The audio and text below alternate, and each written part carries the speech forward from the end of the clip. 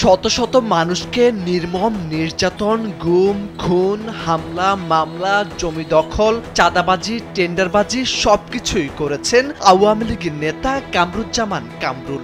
বিরোধী দলীয় নেতাকর্মী থেকে শুরু করে সাধারণ মানুষ, তার অত্যাচার থেকে রেহাই পায়নি কেউ।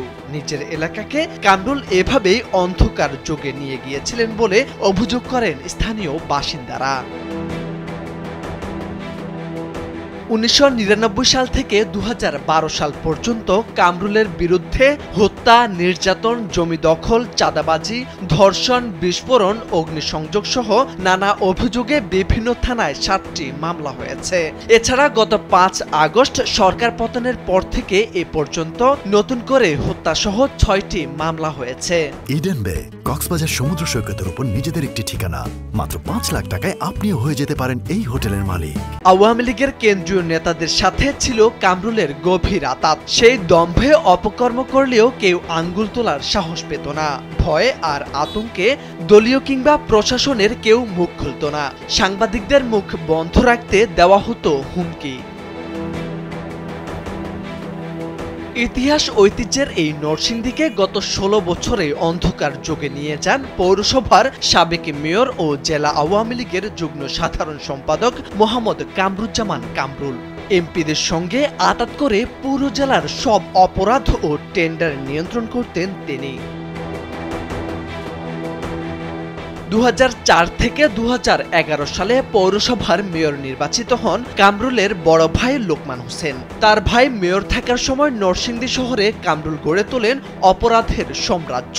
2011 সালের 1 নভেম্বর কামরুল হোসেন নরসিংদী জেলা আওয়ামী লীগের কার্যালয় সন্ত্রাসীদের গুলিতে নিহত হন। এরপর 2012 সালের 18 জানুয়ারি উপনির্বাচনে লোকমান হোসেনের জনপ্রিয়তাকে কাজে লাগিয়ে মেয়র নির্বাচিত হন কামরুল।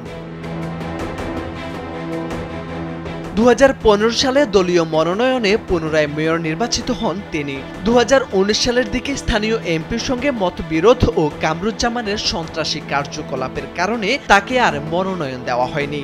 2024 সালের দ্বাদশ সংসদ নির্বাচনেও দলীয় মনোনয়ন চেয়েছিলেন তিনি, কিন্তু তার বিরুদ্ধে বিভিন্ন অনিয়মের অভিযোগ থাকায় দল থেকে মনোনয়ন দেওয়া হয়নি।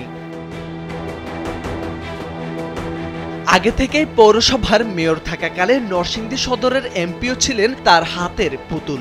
জেলার উন্নয়ন কাজের টেন্ডার থেকে শুরু করে সরকারি নিয়োগ সহ সবকিছুই হতো তার নির্দেশে। তাকে ম্যানেজ করা ছাড়া পৌরসভার কাউন্সিলর, সদর উপজেলার ইউপি চেয়ারম্যান মেম্বার প্রার্থী হওয়ার উপায় ছিল না কারো।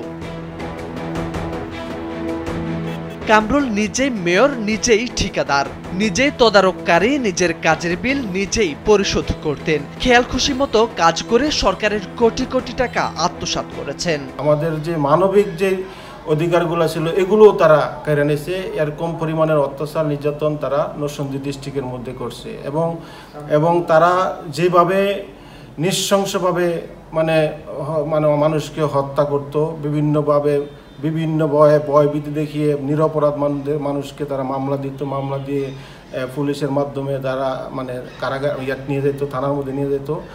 সরকারি অফিস থেকে নিয়মিত চাঁদা নিতেন কামরুল। জেলা রেজিস্ট্রার অফিস, সদর সাব রেজিস্ট্রার অফিস থেকে প্রতি মাসে 30 লাখ টাকা, শহরের ব্যাটারি চালিত অটোরিকশা থেকে গড়ে 3 লাখ টাকা, প্রতিটি ভূমি অধিগ্রহণ থেকে 10% কমিশন, পাসপোর্ট অফিস থেকে মাসে 3 লাখ টাকা, পৌর শহরের প্রতিটি প্রাইভেট ক্লিনিক ও হাসপাতাল থেকে মাসে গড়ে 10 লাখ টাকা আদায় করতেন কামরুল। তখন নরসিংদীতে একটা সন্ত্রাসের রাজত্ব কায়েম করেছে, আর এই সন্ত্রাসের রাজত্ব কায়েম করেছে কামরুল এবং তার ছোট ভাই শামীম নেওয়াজ সহ আরও কিছু তাদের সাঙ্গপাঙ্গ দিয়ে এই নরসিংদীটাকে অস্থিতিশীলতা করে তুলেছে।